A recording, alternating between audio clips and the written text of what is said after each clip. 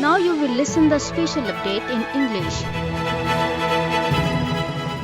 Indian troops in their fresh acts of state terrorism martyred two more Kashmiri youth in Poonch and Shopian districts today. One of the two martyred youth, identified as Zia Mustafa, had been languishing in jails since January 13, 2003 and was taken out of jail today and killed extrajudicially in Mendhar area of Poonch district. Another youth, identified as Shahid Ejaz, was martyred in Shopian district today. He was a resident of Islamabad town.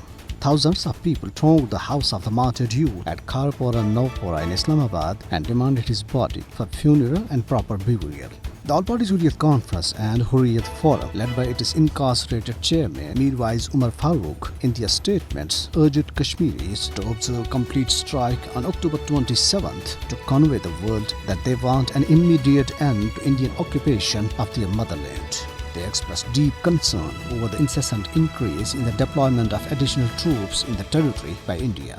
It was on 27th October in 1947 when Indian troops had invaded Jammu and Kashmir and occupied it in total violation of the partition plan of the subcontinent and against the Kashmiris' aspirations. Posters have again appeared in different parts of the occupied territory today urging people to observe complete shutdown on October 27th against India's illegal occupation of their motherland. PDP President Mehbooba Mufti, reacting to the remarks by India's Chief of Defence Staff General Bipin Rawat, said that repression was India's only method to deal with the situation in Jammu and Kashmir. Bipin Rawat on Saturday warned that restrictions imposed in Kashmir after revocation of Article 370 could return given risk of militant strikes. The 74th founding day of Azad Jammu and Kashmir is being celebrated today with a renewed pledge to continue the struggle until the liberation of Indian illegally occupied Jammu and Kashmir and accession of the whole territory to Pakistan. The 76th founding day of United Nations is also being observed worldwide today. The day of the world's premier body is being observed when the dispute over Jammu and Kashmir, being the oldest one on the United Nations agenda, awaits the implementation of the world body's resolutions to ascertain the Kashmiris' political future through free and fair plebiscite in the territory.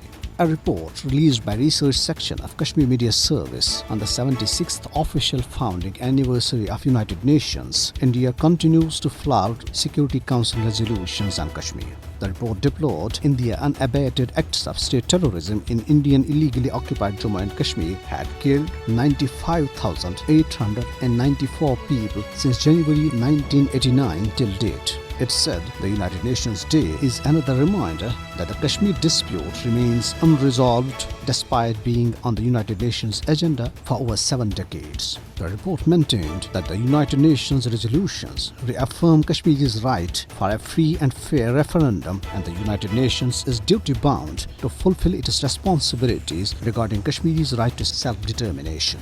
Pakistan has reiterated its call for the world to work towards the implementation of the relevant United Nations Security Council resolutions on Jammu and Kashmir dispute. Pakistan's Foreign Minister Shah Mahmood Qureshi, in his message on the 76th anniversary of the founding of the United Nations, said that it is deplorable that these universal ideals still continue to be defied with impunity across many parts of the world, nowhere more egregiously than in Indian illegally occupied Jammu and Kashmir.